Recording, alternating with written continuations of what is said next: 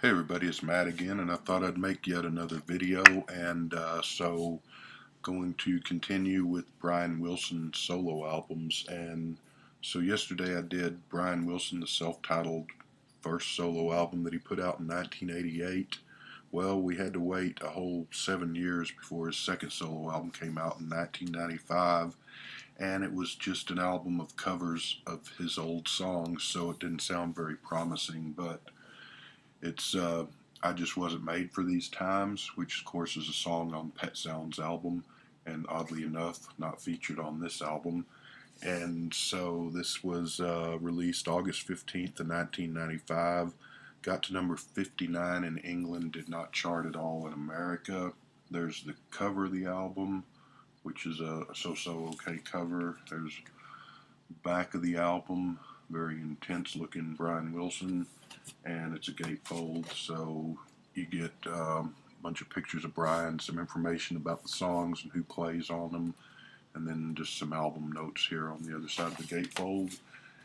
And your sleeve is just a white sleeve, but there's the record label, and so that's that. So yeah, this is Brian covering Beach Boys songs and a couple of songs from his first solo album, and this was part of a documentary on him that had the same title, I Just Wasn't Made for These Times. The album and the documentary was produced and directed uh, by Don Was of the 80s band Was Not Was, and he went on to do other things musically. He's currently the president of Blue Note's jazz record label, I believe, or he was at one time. I'm not sure if he still is. So Was said that he heard bootlegs of the Smile album back in the late 80s and was blown away, even though he knew the Beach Boys from their release stuff, I guess. And by chance met Brian not too long after. And when he met Brian, he was expecting this incoherent, drugged out head case, and was pleasantly surprised to find someone who was very articulate and well spoken and full of conversation and ideas, and that gave him the idea to do this album and the documentary on Brian. Brian at first thought that, hey, this is kind of a dumb idea because it's just me covering old songs that I already did with the Beach Boys or solo, and what's the point? But said that when he talked to Was and he laid out his vision of the project, that it sort of made sense, and so he said, okay, let's do it. So not really a fan of cover albums, cover songs, or cover albums like this, but this one is nothing essential. It's not a major album in Brian or the Beach Boys catalog, but overall it's pretty good, and it's kind of a just an upbeat and fun album, even though it is just Brian singing old Beach Boys songs mainly. One plus about it is there's three really well-known songs he covers here, but other than that, he sticks with really great Beach Boys songs that weren't big hits, that aren't been played to death by the radio, and aren't known by the general public unless you're just really into the Beach Boys on a lot of these songs. And I think that helps the project a lot, that he didn't just go for the easy, let's do Good Vibrations and California Girls and 409 type songs. But everything on here, the originals, in my opinion, are better than the cover versions on the album here. But cover versions are fun for the most part and well done, and at times even illuminating, given the contrast between the Brian that was in his young early 20s that recorded these things originally, and the Brian that was in his 50s or whatever he would have been in 205 or 60s, I guess. So I guess I should have added that up before I started the video here. So let's just get to the songs. Side one starts with Meant for You, great little song on the Friends album from 1968. Again, the original is better than the cover here. But the cover here is pretty good. I'm going to give it an 8, a short, sweet little song. Second song, This Whole World, is from Sunflower, 1970 album, one of the Beach Boys' best albums, great album. Uh, on Sunflower, it's a 10. It's just a great song. Brian here is really, and the band that's playing with them are not that far off of the original. They don't match it or beat it, of course, but they're pretty close to it. And I'm going to give This Whole World a 9 for the cover version. Now we come to Caroline No for the third song, which was a solo single by Brian, but it's really Brian and the Beach Boys because it's on Pet Sounds. Um, this is one of the best songs on Pet Sounds, which is one of the best albums, and one of the Beach Boys' best songs, and just one of those great best songs of all time by anybody, really. So it's hard to, obviously, it's a 10 in my book. The original is hard to improve on perfection at that level, but it works here.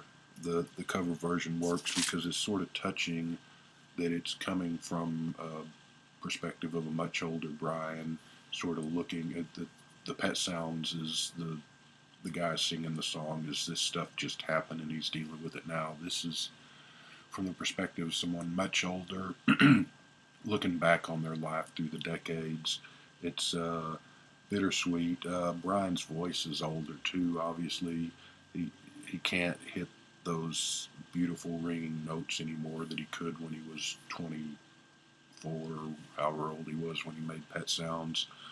But the contrast between the two is really works well, and I'm going to give it a 7.5 on the cover of Caroline No.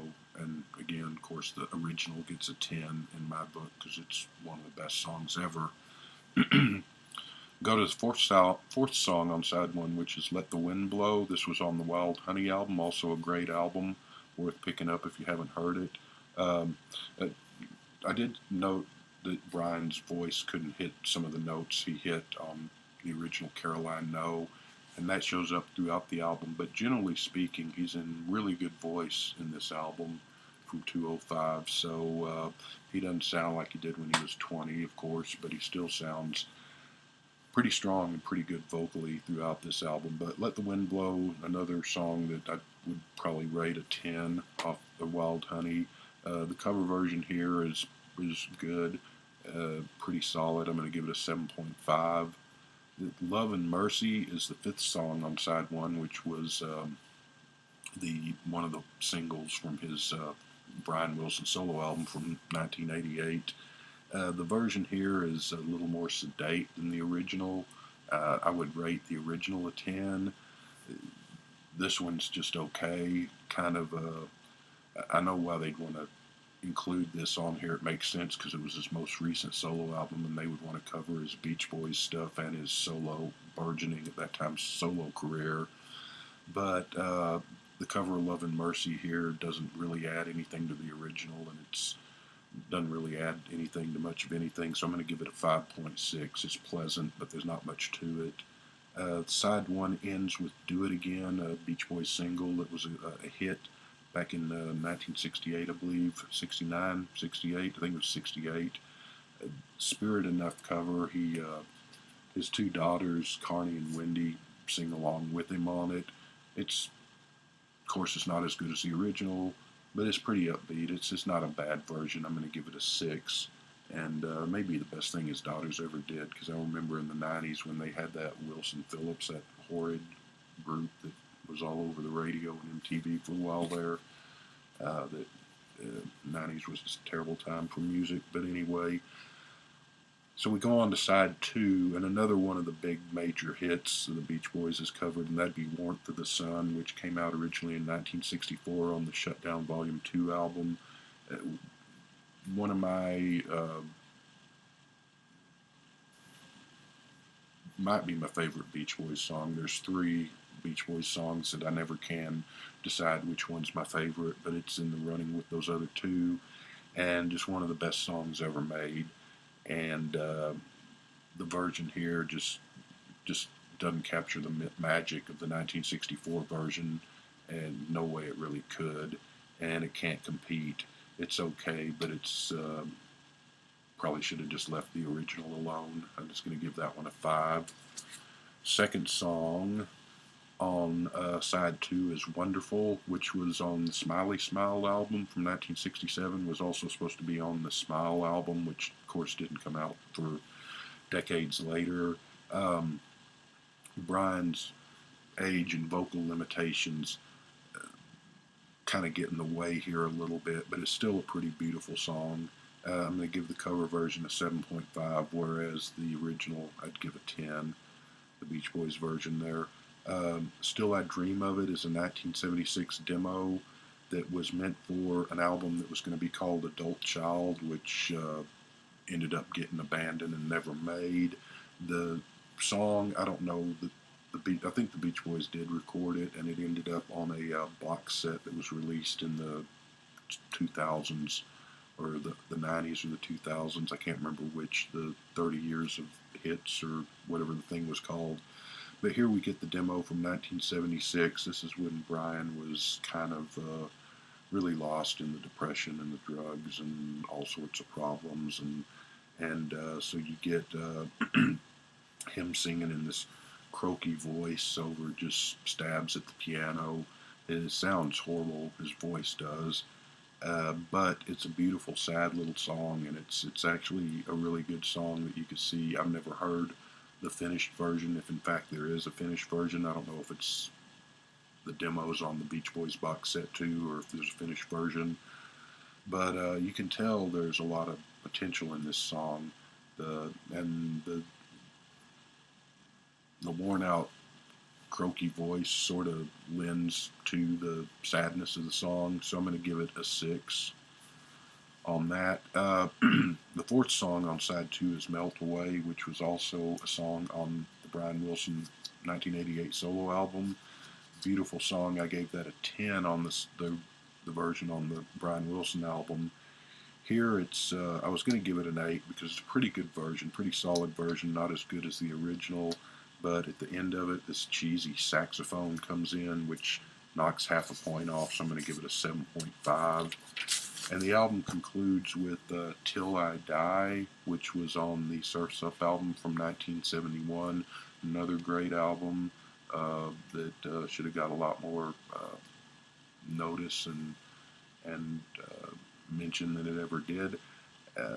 But anyway, Till I Die, Surf's Up, give it a 10 for the original. The cover version, I give a 7. It's pretty good, not as good as the original. And overall, I give the album 7.5. It's inessential, but it's fun. It's upbeat. It's a good listen. It's better. I thought, oh, this is just going to be tired run through of old songs that he did 30 years ago, or yeah, I guess at the time 30 years ago, and just sort of a cash-in type album. But he gets into it. He has some fun with it, and at times it is really interesting to hear these songs, compare them to the versions that he made in the 60s to the much older man singing the same songs, and the difference in perspective across the age range there. So pretty good album. It's just not anything you need to rush out and buy unless you're just a huge Beach Boys Brian Wilson fan.